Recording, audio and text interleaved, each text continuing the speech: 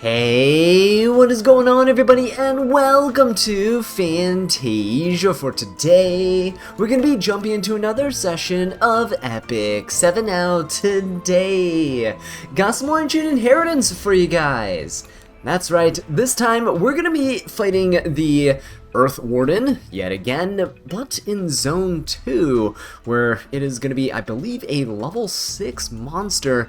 And yeah, this is going to be a lot trickier than the first zone, where we were able to kind of solo it with just one team. This might take us 2 teams, because I am currently not level 10. My teams are all currently level 9, but we're going to be running back the same team that we used before, because it was really, really effective. Jacko does insane amounts of damage.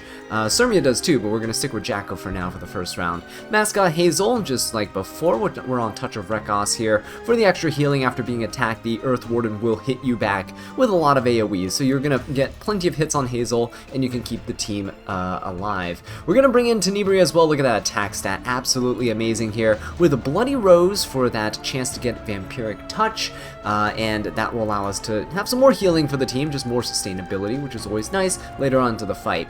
Haste is here as well. Not only does he have Vampiric Touch as well in the S2, but he's running Alabastron, which gives extra defense break chances, along with some other debuffs like attack down and decreased speed, which are also really useful against the boss. And last but not least, of course, we have the main star of the show, Jacko. Again, unfortunately, we don't have Jacko's symbol, which is really good as like a Kalandra, but for warriors. So we're just running our beautiful seasons for the extra damage against bosses. So yeah, let's go ahead and jump into this. All my units are pretty bulky. We should be able to survive quite a few hits from this this guy here. And yeah, Mascot Hazel on the front line is the way to go, because she will be sustaining some single target damage to her. Alright, we're going to start off though, just like before, and hit this boss with a little bit of a defense break. There you go. Ooh, nice. Getting some bleeds in there as well is really nice. We are going to go for an S2 just to see if we can decrease speed. We are not able to, unfortunately, but a greater attack buff on Jacko never hurt here. I am going to be going for an S1. Let's just test out the damage here, because we do attack twice. Okay, now 100k right there. Followed up with another 13k. Okay, so like over 200k damage from a single Jacko S1, which is really nice. I will go for an S2 just because this deals really good damage. Nice, look at that Alabastron kicking in. Decreased attack here. I will go for an S3 because we want to extend that defense break chance, or the defense break debuff from 1 to 2 turns. You resisted. It's okay. If we did extend it, it's nice because this S3 cleanses, but we're going to be perfect timing with the turn cycling to essentially have it permanently up for the entire duration of the fight. But because we don't have the attack buff right now, I am going to go for an S3. He is already defense broken, so the attack buff is going to help a lot. Look at that. Over 200k damage, right, with just the S3 hit too. So I think both S1 and S3 are both pretty viable here. No defense break, unfortunately. We had 2 chances. Haste's S1 and Alabastron both are able to defense break. But because we weren't able to put speed down on the boss earlier, it does kind of suck a little bit, because the boss will turn cycle a little bit faster than I like. As you can see, we're almost at 1,000,000 damage here, and the boss not even down a quarter of its health. Alright, if we can get the defense break, there you go, that's just what we needed. Alright, I will start soul burning Tenebria too, just coming up on her S2, there we go, now we got the decreased speed. The soul burning S2 increases her damage dealt. No other unit really uses Soul Burn. Haste will be able to use it as well, but Jacko's Soul Burn just increases the chance to stun to 100%, which really doesn't do anything against the boss's stun. So yeah, Jacko's damage is already incredible though, so we are going to continue that. And you can see here we can increase the damage dealt with the S2, which is nice because it does recover health proportional to the damage that's dealt. I don't really need the healing, but I will Soul Burner for the damage. Nice. We'll go for an S3 here, try to extend the duration of this defense break that's on the Warden. And look, even Tenebria is doing about like, you know, almost just under 100 per hit, which is exactly what we want. We're gonna go for an S3 here. So again, extend that duration of that defense break. Nice, look at that. And haste also dealing incredible amounts of damage. Let's go for an S3, since it does about the same as an S1 to an S2 when I have the greater attack buff. There you go, look at that. We're doing pretty solid stuff, and our team is pretty nice and healthy. We are doing quite a bit of damage. Again, you want to be really like over leveled when you fight these bosses. It just makes your life so much easier, gives you the potential to solo the fight, and you don't have to worry about.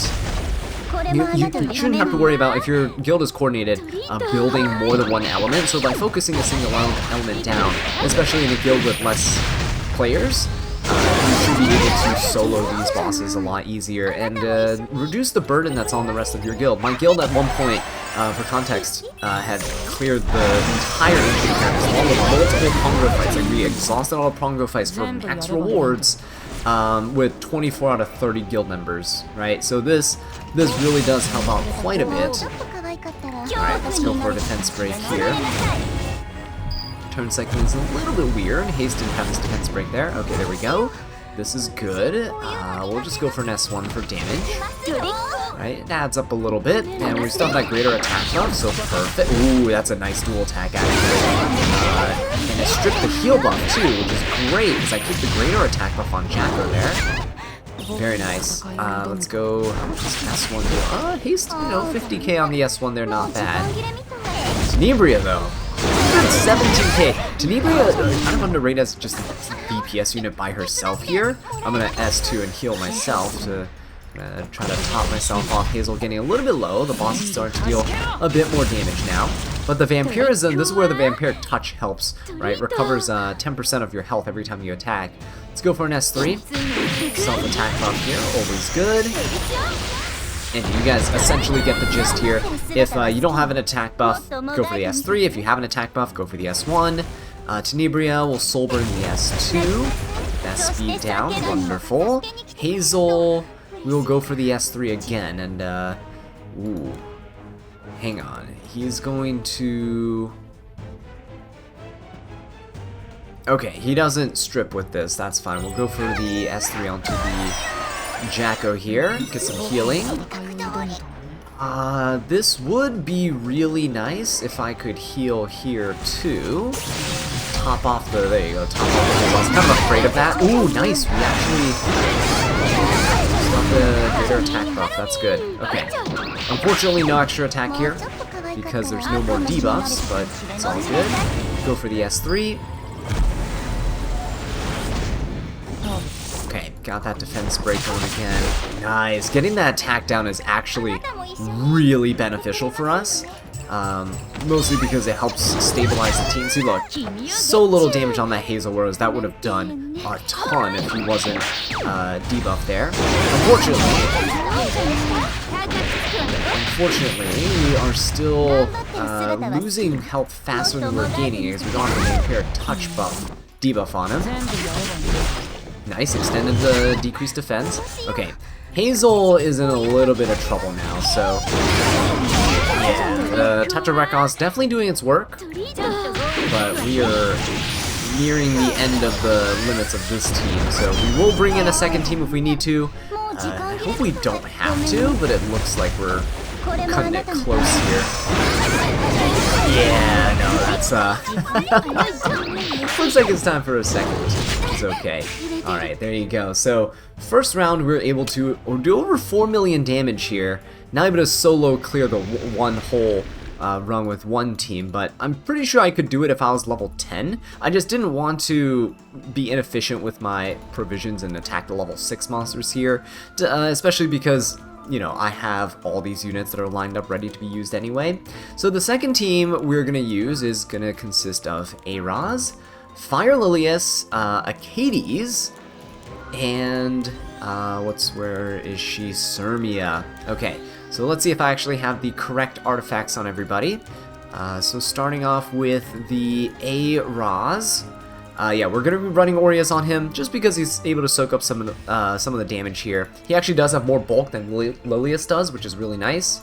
Lilius, I'm running her on.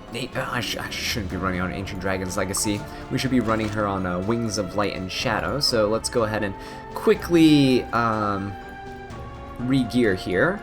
So Wings of Light and Shadow would be super nice. It just helps deal some extra damage. Any extra damage artifacts are good. I mean, obviously the boss is pretty low on health, but every little bit counts to speed up the process here. You can also even run stuff like Our Beautiful Seasons, right? So actually, you know what?